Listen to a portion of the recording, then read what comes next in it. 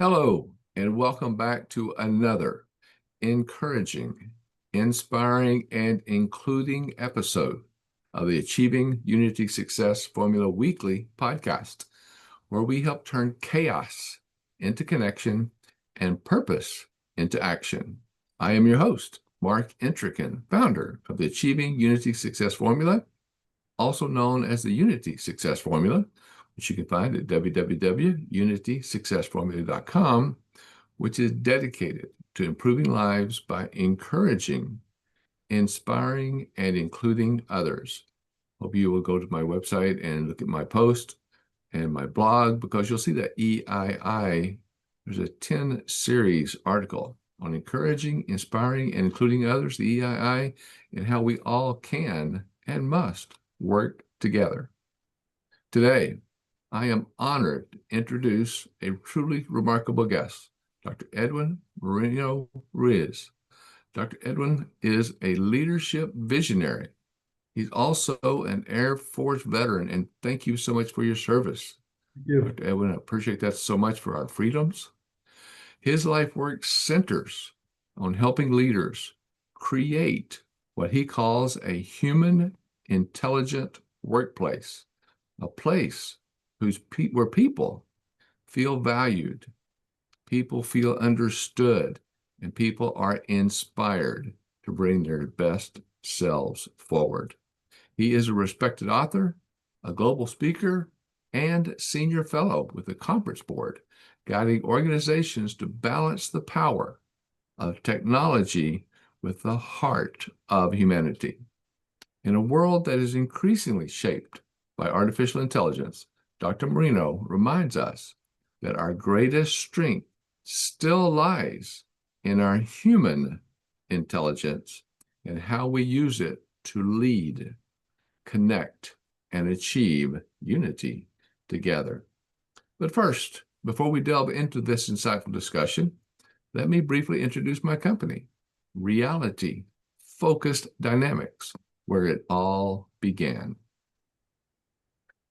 As you can see on the screen, it's my gift to you. Let's talk about the hardcore problem with anger, hate, and prejudice. A lot of times that's frustration, that's disconnection, and prejudgment. We need to stop that. We need to look at the world in a better way. As Dr. Mouriño will talk later, it's about that human intelligence, but I also call the heartfelt intelligence. But if you go out to that site, you'll see on the left, or you can get it right off the screen now, the QR code is my Achieving Unity Guide. I'd love for you to see it, read it, get back to me. Let's talk further about how we can do it.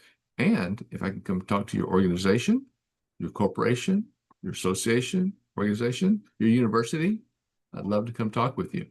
On the right, as I mentioned before, my blog. That's where my articles are all stored. So please go out there, check out my articles, give me feedback. Let's start conversation. Let's start the discussion. Let's talk about it more.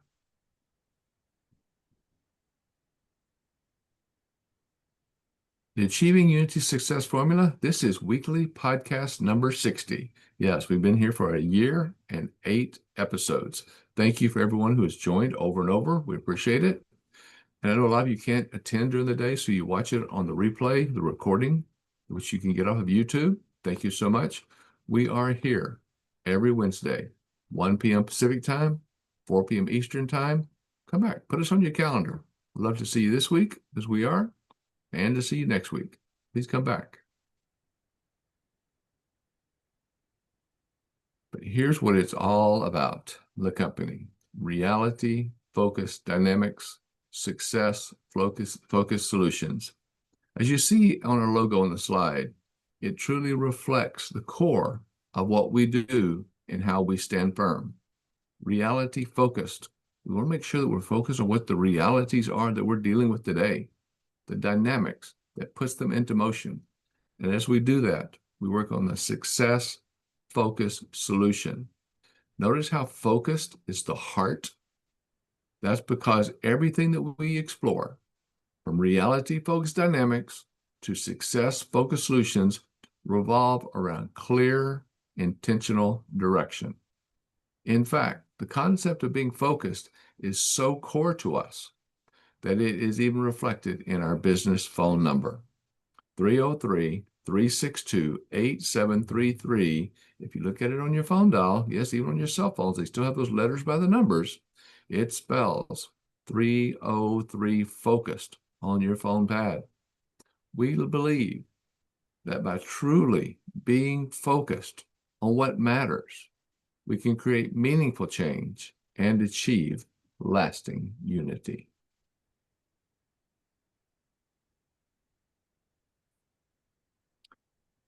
We can show you proven, compassionate strategies that turns conflict into lasting harmony. We can do this at home, at work, and in every relationship that matters. Are you ever frustrated by tension? That frustration? How about arguments? Our 7-step roadmap gives you the tools to move from conflict to collaboration quickly and confidently. Are you craving stronger trust, stronger connection? We help you discover communication tactics that build respect, repair relationships, and unify teams and families alike. It's not just corporate, it's not just social. It comes into families, into couples. Come talk to us. Let's transform conflict into connection, together, achieving unity.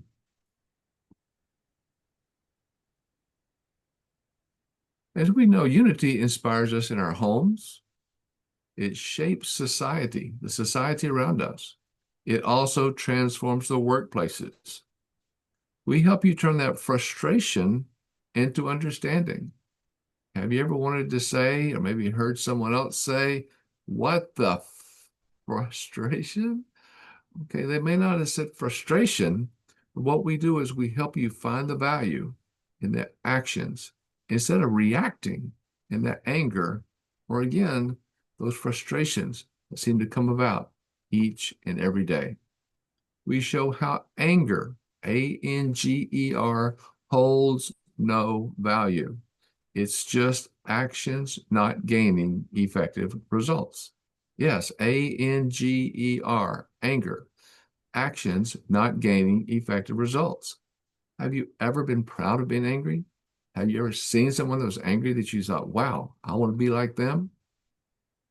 Well, too many times we do. Too many times we follow that because we see someone else do it and we think it's okay, but it's not. Anger truly has no value. Yes, life happens. Life happens in every relationship, from personal to professional, from parenting time to partnerships, in the boardroom, in the bedroom, and in every room in between. So we show you how to embrace those challenges. We want you to encourage a more inspired and inclusive future. Again, remember, EII, encourage, inspire, and include others. One vision, one goal, achieving unity in every area of life. What's our call to action? What do we do? Well, first, let's ditch the drama. Let's get stuff done. We will allow you to turn your life. We'll even show you how to turn your life from what may seem at times like a dumpster fire to a well-oiled machine. Achieving unity is the path to stronger relationships, inspired leadership, and lasting change, lifetime improvements. We help you with coaching, consulting, courses, and keynote speeches. Contact us today, www.achievingunity.com. Or again, call me, 303-362-8733. But that's again, 303 focused on your phone pad.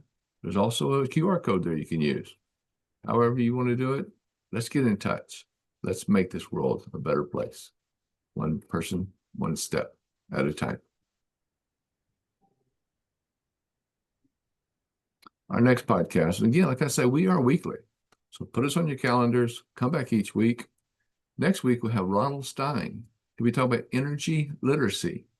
What is energy? What is renewable energy? What are we doing? What about this oils and the gases that we use? How are they working for us and how are they impacting us?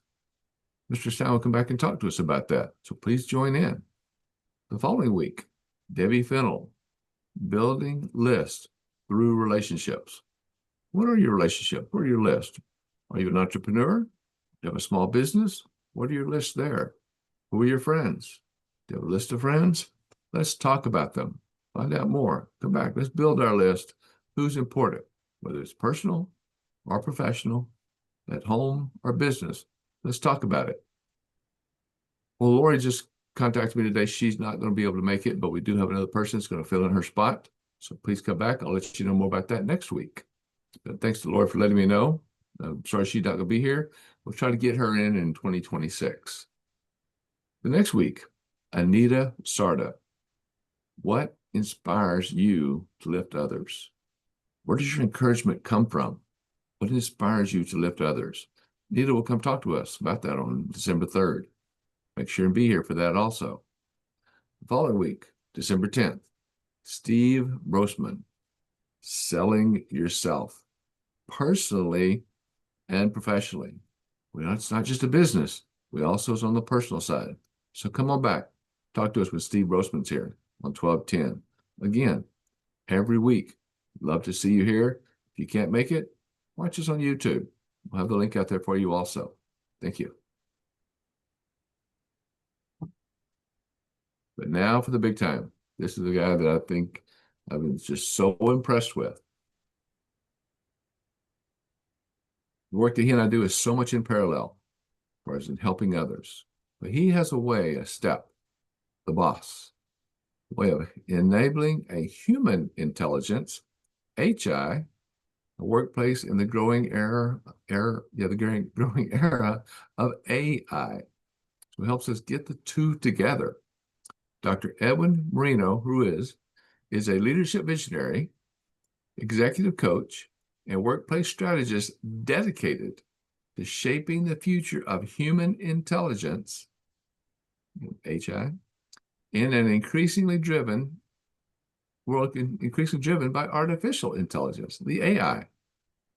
Again, an Air Force veteran with extensive experience across aerospace, government, utilities, IT, military, higher education, and Fortune 100 companies, Dr. Mouriño brings both depth and diversity to his work.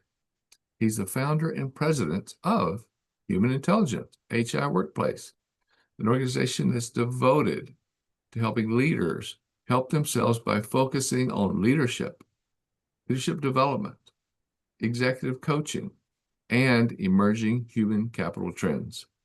Dr. Mouriño is also a published author, speaker, and consultant who has shared his insights at major conferences across the U.S. and internationally around the world, both in English and Spanish. His URL is down at the bottom right of the screen, humanintelligentworkplace.com. Please go out there and check it out. Find out more about him. And I'll give that to you again at the end of the podcast. Please help me welcome Dr. Edwin Mouriño Ruiz. Thank you so much, Edwin, Mark. how are you? I'm very appreciative. I was listening to that. I said, "Who is that guy?" But thank you, Mark. I'm so glad to be here. And really, as you and I were talking earlier, it's kind of interesting how we work in parallel, but at the end of the day, it's helping humanity help itself. Help humanity help itself. That's so powerful right there. And those are the HI, helping humanity help itself. HI, help itself. Because that's what we have to do. And Edwin, I tell you, it's amazing getting to know you and learning about you. Welcome to the podcast. I have seen so much, it just shows you've worn so many hats, more than most. Air Force veteran. And again, thank you so much for your service and the freedoms that we have today that you have taken part in making sure that we continue to have. You're a professor, an author, a coach, and now the founder of the Human Intelligent Workplace. Tell me, how do you usually introduce yourself when people ask, so what do you do, Edwin? So as you introduce yourself to our wonderful audience, what do you do? So thanks. Interestingly, I actually, as a kid growing up in New York City, going to Catholic school, wanted to be a doctor because I wanted to help people. Fast forward, went to Puerto Rico, started in college, actually in pre-med, but then I joined the service a few years later. So I broke my grandmother's heart because she thought I was going to graduate and was going to be the doctor of the family. I promised her I would bring back a degree, and I did, but I took a detour. And along the way, I actually backed up into the field of what today is known as diversity. Back then, it was known as human relations. And that's where I got in the Air Force doing a lot of consulting work, doing leadership development work. And once I got out of the Air Force, I continued in that space. So when people ask me, what do? I do two things today. One is I help leaders help themselves and their organizations. And because I also do some college teaching, part-time teaching, I tell them I help my students help themselves. I don't give exams in my classes and things like that. So that should be a good thing for students because as I tell them, I'm not here to help you memorize. I'm here to help you critically analyze what's going on in your workplace and how can you do better in that environment going forward. Particularly when it is estimated we will spend 90,000 waking hours of our adult life at work. So the challenge there and the opportunity is how do you make it a great place? And that's what I've been on a journey of and will speak at whoever will let me speak and write about and continue to push this envelope forward about that we just need a better, great workplace at the end of the day. Because work is the fifth cause of death, unfortunately, due to stress. So how do we help leaders create a better environment overall? So bottom line, helping leaders help themselves. That is excellent. I think that's something that we need so much of. And I sincerely appreciate what you just mentioned also, because I went to school, as I mentioned, a bachelor's degree, I have a master's degree, learned a lot, I memorized a lot, but I also forgot a lot, except as people sometimes will tell you, it's what how you make them feel that they remember the most. And that's the same thing I think that we receive from all of our education, how it makes us feel and how it applies to us to take forward. Anyone can memorize, like say, PowerPoint, anyone can memorize how to do Word and Excel, but it takes a special art, I think, do some of the things that you're doing and taking that forward. I think that the whole process, the lessons that were learned, and I know lesson more from you, what lessons from that experience that you have shaped you and help you shape leaders today and tomorrow. Yeah, so it's interesting. I wrote an article and have it on my website. The more organizations change, the more they remain the same. So you and I have been around the block enough now where, we both of us are BI before internet. Yeah. So back in the day, when I first got into the field of doing leadership development work, I remember one of the biggest issues back then was communications. Fast forward 40 years later, what's one of the biggest issues today? Communications, lack of communications from leaders toward their workforce. You've got this ongoing onslaught of change that organizations have to do, but our brains are wired for certainty. And uncertainty just became the defining word this year for the second time in 35 years. Only the pandemic was it higher. So when we have so much uncertainty and the workforce is looking for leaders to care about them, to really listen to understand, not to respond, and to demonstrate empathy and compassion, all of those kinds of things, I think that raises the bar for leaders. However, having said all of that, this is not new. We've been here before. And so I feel like, you know what? The Lord's blessed me and given me an opportunity to continue to take that message forward and help organizations wherever I can. Because just last night, as an example, I'm teaching an organizational change class for Kaiser University in Latin America. And as I'm listening Wow. to these students getting a certificate in management and leadership, I'm listening to their issues and I've got in there doctors and pharmacists and engineers and so forth. Some of them are founding owners of a business. And what I'm hearing from them say is sometimes the owner or my boss treats me disrespectful, and I'm like, I'm sorry to say it's not new, but there's ways to work around that. And I started to share some insights as to maybe how to work through that. But unfortunately, that is still, it's a unfortunate, fortunate reality that we both face, you and I, in the work Yes. we do, that we'll always have opportunities to help others help themselves. It is so true. And the way to handle that, and when you are treated disrespectfully, ways that you can respond in a positive professional format, help the relationship grow because, as you know, as I think everyone here in the audience knows, life does happen. As I mentioned earlier, things happen. When we come into work, somebody pulls in front of us, there's road rage, whatever could be out there, where we carry that frustration, that emotion impacts our day as well as everyone around us, professionally, personally, and socially. So I like what you're talking about. But let me ask you this: human intelligent workplace. That's a powerful phrase. Now, for someone hearing it for the first time, let's say over morning coffee, how do you explain what it means to them? Human intelligent workplace Yeah, in since plain so English. yeah, that's a good question. Since you set up the scenario, we're having coffee. That means we get an opportunity to kind of engage in a discussion. So let me share with you what gave me the backdrop that gave me this idea to create this human intelligent workplace. And it just happened to, sometimes things just work the way they work. At the same time, when I came up with the name for this business, AI was kicking off, really exploding. Um, but something that's going on, and I think the tipping point was the pandemic. Something that was going on, I just talked to you about uncertainty. But something that was going on is you introduced me, there are those that call themselves futurists. I call myself a trends advisor. I study the trends, I look and see what's going on, and then I put them up as a mirror to organizations and go, so how are you addressing these? How well are you taking care of these? So, for example, just some trends. We have an aging world, a multi-generation, and with that comes an aging workforce. And we have a multi-generational workforce, 4 generations in the workplace.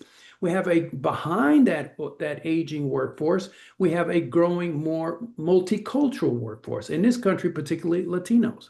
So we have that. And then on top of that, we have a growing skill shortage because we have the aging workforce that's kind of retiring, doing something different now. So we have that growing skill shortage. So those are just some of the trends that are happening there.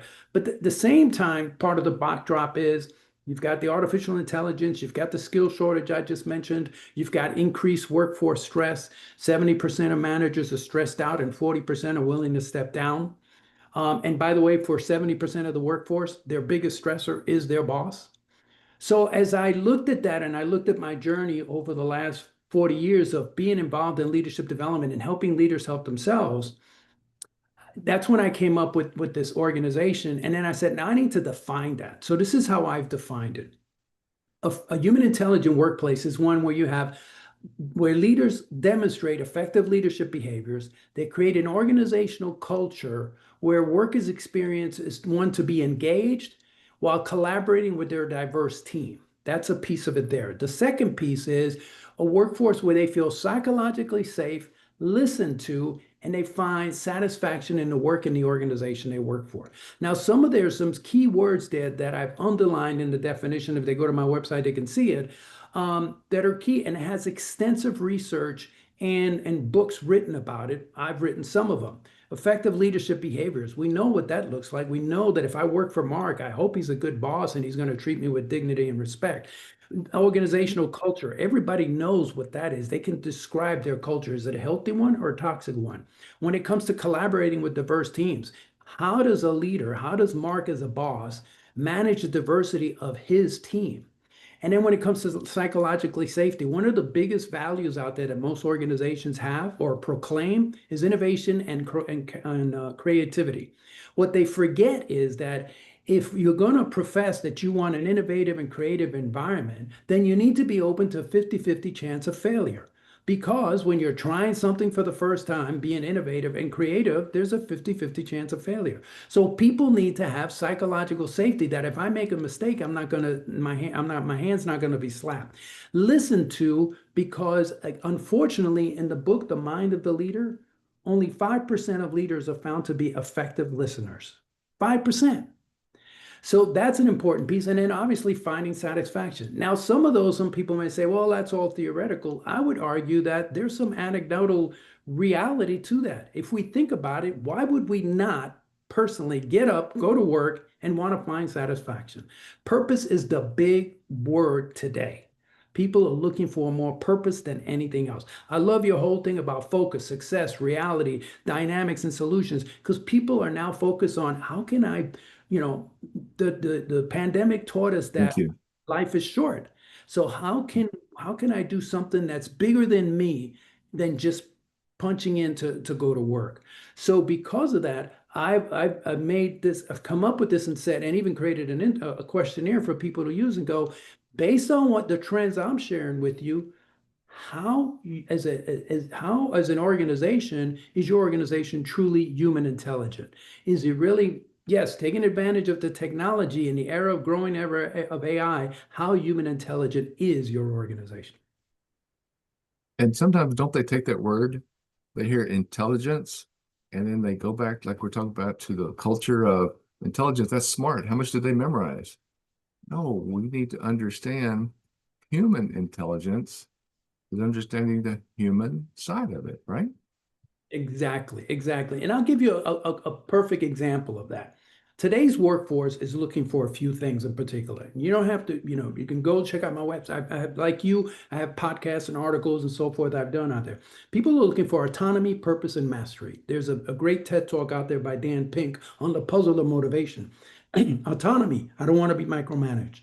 Purpose, do something bigger than me. And mastery, I want to continue to learn. Whether I'm 25 or 75, I want to continue to learn.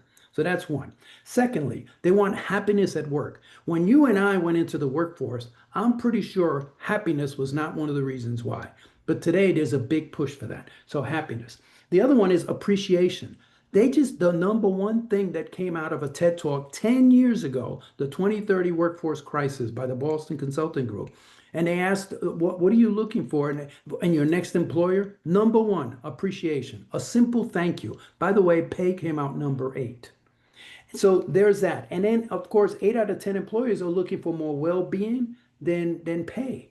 So that's the psychology of today's workforce that's changing. And that's why it's driving, hey, Mr. Miss Boss, whatever level you are, from the frontline supervisor to the CEO, what type of environment, organizational culture, are you creating a healthy environment in your workplace, particularly when work is the fifth cause of death due to stress, because of so much uncertainty, so many changes, and so forth. And if you can get people on your side feeling comfortable, psychologically safe, and so forth, change will move forward better. By the way, as much as organizations have to change, it's been found that 66% of change efforts fail. 2/3 of change efforts fail. So think about all the money that companies are wasting, and they keep thinking about, well, it's the new tool, it's a new process, it's the reorganization, and this, and the other. I'm like, no, it's the people at the end of the day that you've got to be focused on. And I like what you're saying there too, because when you say 60% of it fails, how many times are they training the people that are doing the work and they're not training the C-suite, the CEO, CIO, CFO, the senior managers, the directors? How many of them know what's even being taught at the level of the people that are truly making the money for the organization? How many of the leaders in the C-suite, the directors, the senior managers know what the employees are being Exactly. taught? And you know something, Mark? Let me share a little story with you. There's some research coming. There was some research that came out that showed a disconnect between executives and frontline employees. Um, but I saw that up close and personal a couple of years back. I was up in Canada speaking to the C-suite, literally in front of me. The CEO was sitting right in front of me here, like you. And he had his top execs there. There were about 30 or 40 of them. We were talking about unconscious bias was the topic. And so somehow we got to the topic. Okay, out of curiosity, I asked them in small groups, I want you to average out, give yourself a score from 1 to 5. How effective do you believe you are as leaders? From 5 being the best, 1 being poor. And then I said, okay, out of curiosity, there's 30, 40 of you in here. Rate the managers out there that are not here today. Rate them. I call this the perception problem. And I said, okay, on a 1 to 5. And then I asked them, now, what do you think the workforce is ranked? How would they rank or rate the management team in general? It was, and then I got the average scores up, put it up on a flip chart just to put that back as a mirror up to them. And it was eye-opening. It wasn't eye-opening, but it was eye-opening for them. Because when they looked at their average scores, they were 4.3. When they looked at how they rate their management that wasn't around them, they rated them 3.9. And when they rated what they thought the employees thought of management, it came out to 3.4. So we're good, they need help, and the workforce knows that they need help. So that whole perception gap sometimes that you just alluded to, I saw it up close and personal, even though I had read quite a bit about research that was taking place. So it was in a way a reinforcer for me to see, oh, so it's not just the research. I'm seeing it right here in living color type of thing. And so you're right. Sometimes there's that disconnect between the senior executive teams, unfortunately, and the frontline employees. That is well said, Edwin. That you said you shared so much out there that it's so true that we need to just blast everywhere in the most professional way, of course. And as I think I hear you saying that as AI grows smarter, organizations must get more human. And I think I'm touching it into some of the things you're just saying. Why is it such a tough sell for some leaders that they must get more human? Because unfortunately, in some organizations, more than not, they're not being evaluated on being more human. And I'll give you 2 quick examples, yin and yang. Interestingly enough, you may have heard this already. Amazon is cutting 30,000 corporate jobs, and they're calling it voluntarily quit. And they're saying it's because of AI. Now, so that's one way to do it. And I've talked to people that have worked there, and it's not based on what they're saying. I don't know what Glassdoor says, but based on what they tell me, their experience was not a good one. And then there's another example. This one was about Costco, and it was a letter that was sent out from the CEO to this one particular store that went union. And the letter he wrote to the store after they went union, he said, while we're disappointed in the result in Norfolk, this is where the facility was, he said, we're more disappointed in ourselves as managers and leaders. It constitutes a failure on our part. Interestingly, I used to work at the Truist Leadership Institute, and I was talking one time with one of the executives there. He said, I'm not a big union fan. I don't like it. And I said, we do leadership development. The only reason unions exist is because there's a void. Management has not to do what they need to do. Because if employees didn't need to go look for somebody else to listen to them, to care for them, to create a happy, great place to be, you wouldn't have a union. Or at least you have less chance of a union. Starbucks. You wouldn't have the need for it. Exactly. Unions are there for a purpose. Yeah, exactly. They're there because of what's not working. I'm sorry, go ahead.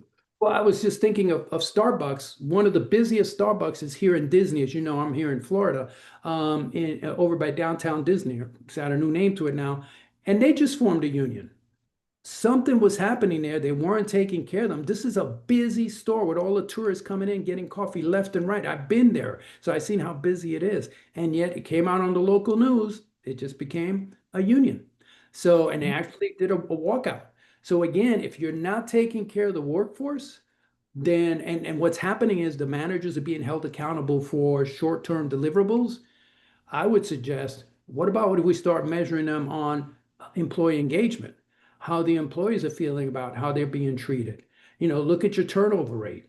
All of those kinds of things. How inclusive of an environment are you creating in your organization? Because by the way, if I exclude you, it literally lights up toward the pain part of our brain. If I don't invite you to a call or to a meeting that you thought you should have been at, the first thing you're going to think of is, why didn't they invite me? I should be part of that meeting. So you have felt excluded, and it's literally because your brain is firing up around the pain part of our brain. That's so well said. That's so true. And so kind of between the, let's call it the executive coaching that you're doing, you're speaking and you're writing, I can only imagine how many leaders that you work with. And as you talk about some of the issues and some of the gaps and reason for unions, they don't just pop up. They're voted in, they're there for a reason. What are some of the most common, not, they don't put this just on unions, but overall, what's the most common leadership myth that you still hear that makes you shake your head and smile? Yeah, that's a really good That's a question. tough question. I know to come up all of a No, sudden, but it's not tough. It's one of those. Too bad we only have an hour. It's actually a good question. Um, Well, one of the things I've heard a lot of is I told you earlier we have multi-generationals in the workplace. So I'll give you a funny story on that. I remember it's happened to me over time where people say, well, this young generation, they're just not loyal. So one of them is our unconscious bias, whether it's against women, whether it's against older people. AARP is arguing about, ageism is taking place, or it's against the younger people or different minorities and so forth. And I remember a few times it's happened to me where older gentlemen will say, it's just this young generation. They're just not loyal. They want to be vice president next week and this and that and the other. And I'm sitting there smiling and I go, that's an interesting point. And I said, so who raised them? And all of who a sudden, raised them? there's silence. Well, no, it's not my kids. It's everybody else. Oh, of course, it's everybody else type of thing. So part of the problem there is their own unconscious biases that they have because we see the world not as it is, but as we are. We see the world not as it is, but as we are. So Mhm. you might say a word and there's two people in front of you, but we're going to interpret that word a different way because of our own personal experiences, good, bad, indifferent type of thing. So I think that's one of the issues. The other one is, AI is going to take over the world, and so they think about some of my favorite movies. I was just watching Terminator the other night. They were showing that again, but interestingly enough, the data doesn't back that up. I'll give you an example. When the PC came into existence, a lifetime ago, it seems like it was 100 years ago. When it came into existence, it eliminated 3.5 million jobs, but created almost 20. And the World Economic Forum has just said that But can I clarify that what you just said? yeah, Eliminated 3.5 million, but created 20 million, exactly, right? Yeah, exactly, that's 3.5 million to 20. It's 3.5 million jobs to 20 million jobs. Because exactly. again, those who learned how to use that computer expanded. So it's huge, like we're running into with AI today. Sorry to interrupt you. I just want to clarify that No, there was no, a no. huge growth. And Good clarification. But it's not only that, there's jobs that didn't exist at the time. I mean, if you remember the old Texas Instrument calculators, where are they today? I mean, they still are out there some, but most accountants don't use that. You've got Excel, you got Access and things like that to do formulas and so forth. So to give you that example, but the World Economic Forum just came forward and said AI will eliminate 92 million jobs, but it will create 170 million jobs by 2030. That's 3 years and 2 months away, or yeah, pretty much type of thing. And I'll give you a perfect example where that just occurred. IBM laid off 8,000 employees because of AI and literally had to rehire 8,000 employees because of the new work that was created by AI. So AI took some of the redundant, boring jobs that maybe people didn't want to do or need to do and created all this other work. And so the skill shortage is going to get magnified because now there's going to be new jobs that today do not exist. And so there it's how do I help these people work through it? And then when there's interesting research out there in different companies. Microsoft is one of them saying, what are the skill sets we're going to need going forward? What they're talking about is critical thinking, emotional intelligence, flexibility, analytical judgment. Those are all people skills that are not going to be replaced by AI. AI will help us make decisions faster, give us more data, but still, you and I are going to have to sit down and go, okay, based on the data just spit out, what, which way should we go here? It gave us a suggestion, but now we got to color it with our humanized version of it and try to get that. So that's some of the things that I see that's going to be happening too going forward. I like what you're saying. It's absolutely right. It's again, as I mentioned earlier, AI is not going to take anyone's job itself. It's about learning AI, artificial intelligence, learning how to use it. Just today, I showed a person how AI works and what she can do with it. That she was talking about getting some things off of Facebook. I said, off of Facebook? Let me show where you can obtain the information that you're looking for and find the resources where the information came from, not from, Jane or John down the street, but actually good information. Because the more you learn how to use AI, as you're saying, with your HI, your human intelligence, the more you're going to be able to do, the more you're going to be able to accomplish. Exactly. It's a great step forward for people who are not afraid to learn. You mentioned Starbucks. What happens when you go to Starbucks? You have a training program. What happens when you go to any job? It's a training program. You get paid for what you can do based on your knowledge, and you got to learn that. So let's learn AI together. And please let me tell you, and I use 6 different AIs. I've got on my machine right now. 6 different AI programs. They all work pretty much the same, but there's also every one of them. I'm exaggerating the number, but it seems like there's 1,000 people that have classes on how to use AI. You're right. There's a lot of free classes out there. You don't have to pay $1,000 to learn AI.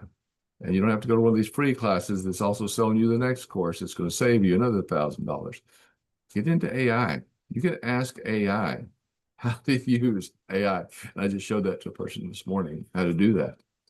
But let me go to another subject here a little bit, as it seems you're also a senior fellow with the conference board. Maybe you can tell us about the conference board, but what kind of conversations are happening right now there with the conference board around the human side of AI and on leadership? Yeah, thanks. That's a good question. Interestingly, one of the things that, as a senior fellow there, we've been talking about a variety of things. They have these different forums, and I happen to be, it's no longer called DE&I, it's called something else, but there's these different forums that look at the human capital issues, whatever they may be, whether it's leadership, whether it's organizational change, and in our case, it was DE&I. And interestingly enough, what they're doing a lot of research and coming out and saying, for example, I was listening on a webinar not too long ago where they were saying, well, as an example, some people want DE&I to die and go away. It's not. What some companies have done is just kind of put it under the radar, not publicized it, because there is this demographic wave that you can't stop. You have an aging workforce. You have a multicultural, younger workforce growing. That's the future of the workplace. So how do you capitalize on that? And that's one. Two, even this aging workforce, Forbes came out with an article in 2023 that basically said the largest segment of people coming back into the workforce in spite of ageism are people over the age of 75. They're still trying, they're remaining active. They've got things to contribute. They want to pay it forward. So the conference board is addressing these various human capital issues. And I'm seeing that it's more here than ever. It's going to be more needed than ever. Yes, AI is going to change. Technology is going to change us, but it's no different than the PC changed the way we did work, maybe differently, maybe to a different level. And we will adapt, and there'll be new skills that are going to be needed. We have a skill shortage growing. Well, AI is going to magnify that even more so. And so the conference board comes at it from all those different angles and tries to share with their client organizations, how do you need to be prepared for the future? What are some of the things you're considering? What's happening in your industry? Make sure you don't become the blockbuster of the future or any of those other organizations that were great at one time but disappeared because they didn't adapt to the change that was going on. They didn't learn and adapt, right? That's so true of what you're talking about. Or I'm sorry. Go ahead. And it's not, in some cases, it wasn't that they didn't learn, it's they were stuck in their old paradigm and didn't want to shift. So I constantly tell organizations, get out of the 20th century mindset and start thinking. We're in 2026 almost. Think differently today. You've got these new generations, you've got this new technology, and what, as Marshall Goldsberg wrote in his book, what got you here is not going to get you there. So figure out a way how to adapt and change, because if not, you know, your competition will beat you out. Like you just said, we need to stretch this podcast out to about 75 hours because we could talk so much about this process. As what you just said, what got you here is not going to get you to where you want to be tomorrow, but that's what I'm talking about, learning. If you're going to learn, you'll be able to go to the tomorrow that you want to see. If you don't learn, as I talked about, you'll be back in that cultures that we had in the 2020 timeframe. It was things that we've had in the 1900s. It's just going to go back that far. So that's a pretty big example, Mark, but it is. What we were doing in 2020 with all the encounters that we had, the problems that we had, to what we have in 2025, to what we had back in the 1900s.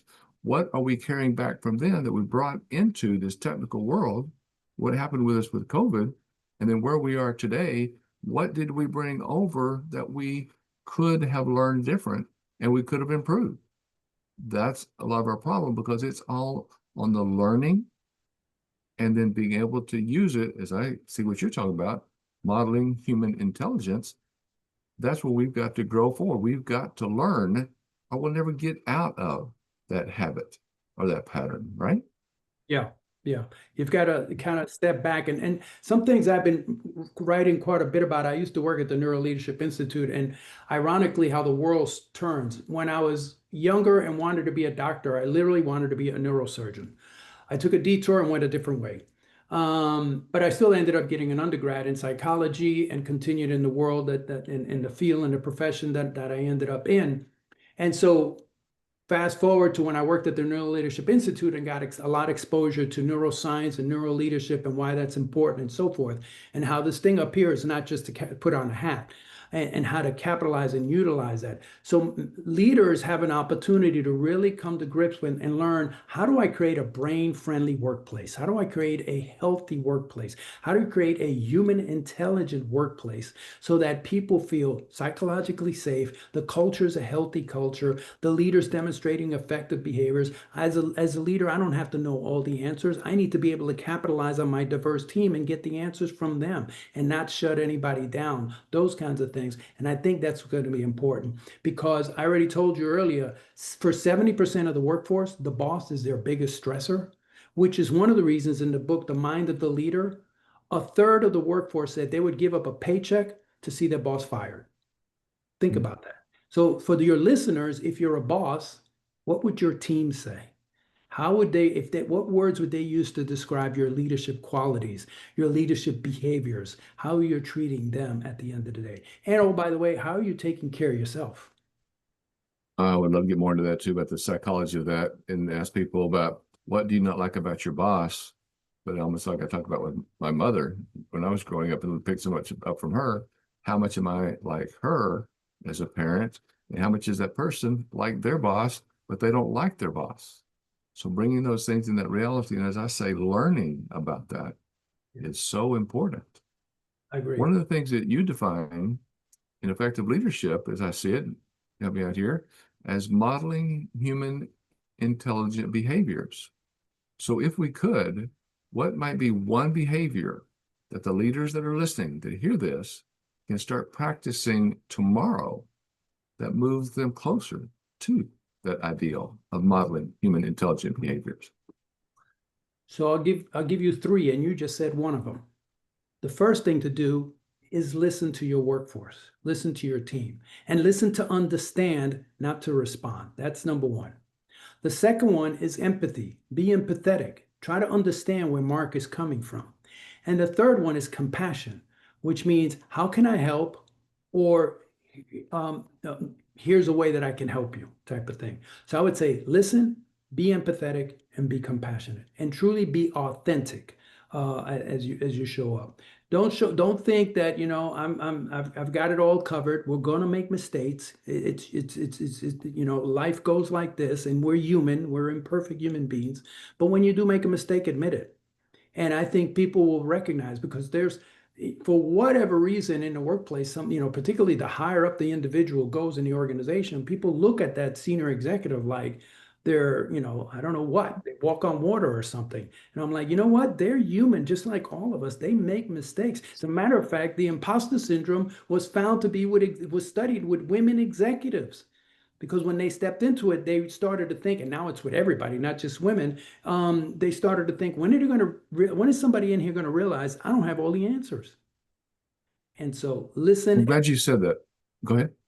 those three things: listen, empathy, and compassion.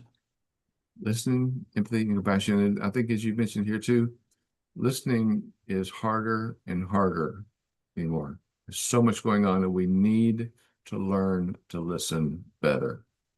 There's no doubt about that. We only have about 10 more minutes. This has gone so well, and there's so much more to talk about. But let's talk about some things that you do, that you work with. Have you created some tools? I think it's like the organizational change readiness, another way for, say, OCR, and Yeah. leadership behavior effectiveness assessments, LBF, Yes. LBE. Yeah, so there's three instruments I've created. First, with my book, The Boss, Behaviors of Smart Supervisors, in there I've included a couple of them, because one of the things I tell bosses, managers, is you have 5 roles. You're a celebrity, quasi-psychologist, sociologist, anthropologist, and a director of an orchestra at the end of the day. And in my book, I explain what that is. But what I've done is I've created a questionnaire to really, for them to reflect and think about how effective am I as a leader, but also they can get some 360 feedback. What do they think? Because one thing is my perception. Remember the example I gave you about the executive team earlier.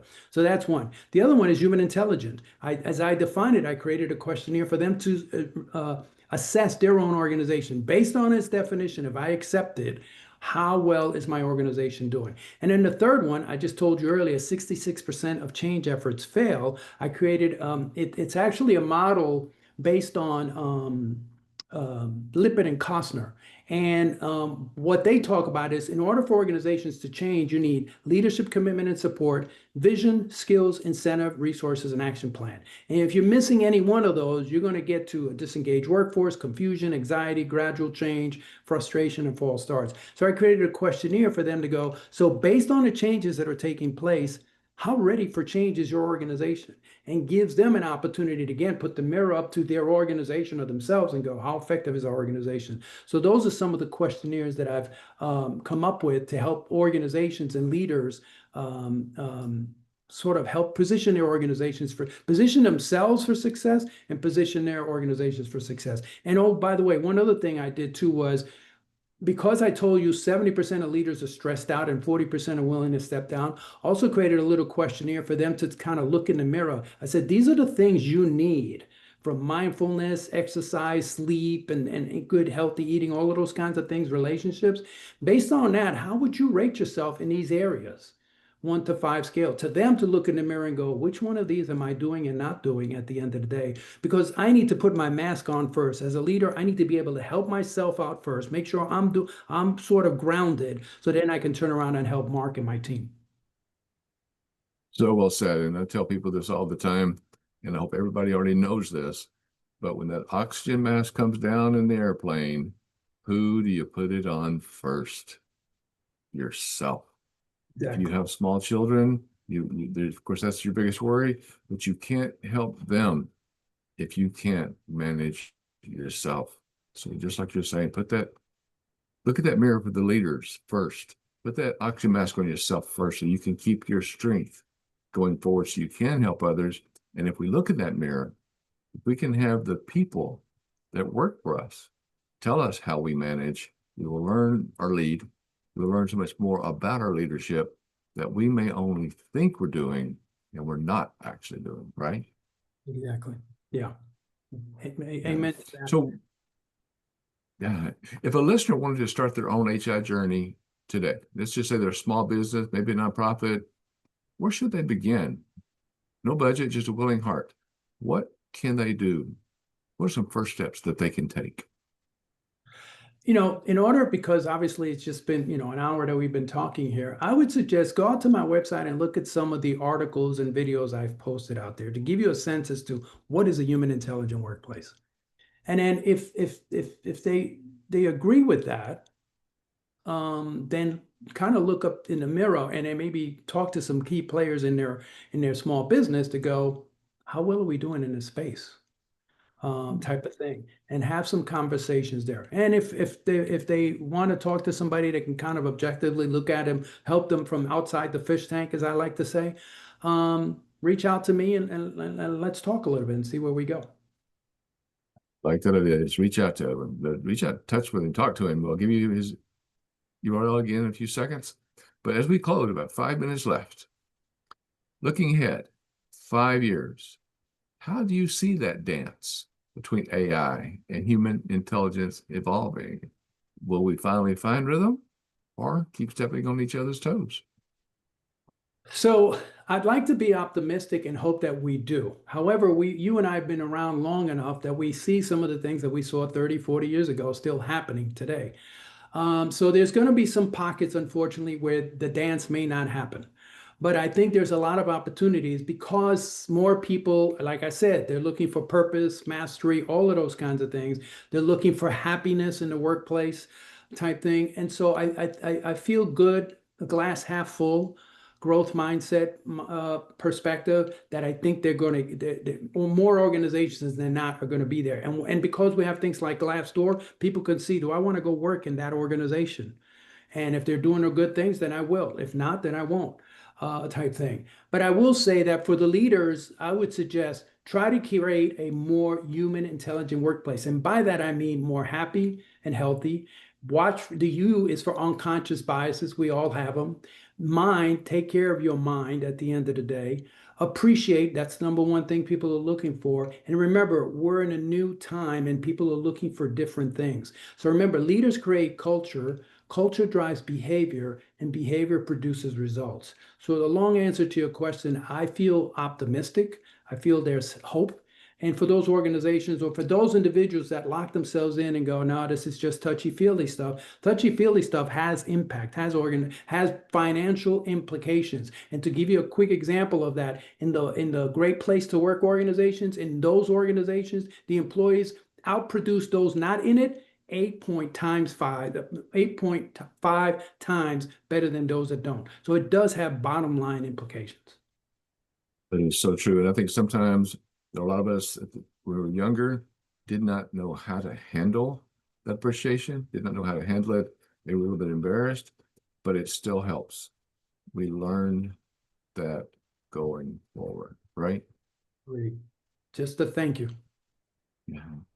Wow, what an incredible conversation with Dr. Mouriño. Thank you, Dr. Edwin Mouriño Ruiz, for reminding us that while technology may shape our future, it's still humanity that gives it meaning. His message about creating human intelligent workplaces and the challenges each of us have to lead with compassion, to listen with intent, and to make room for both the innovation and the empathy.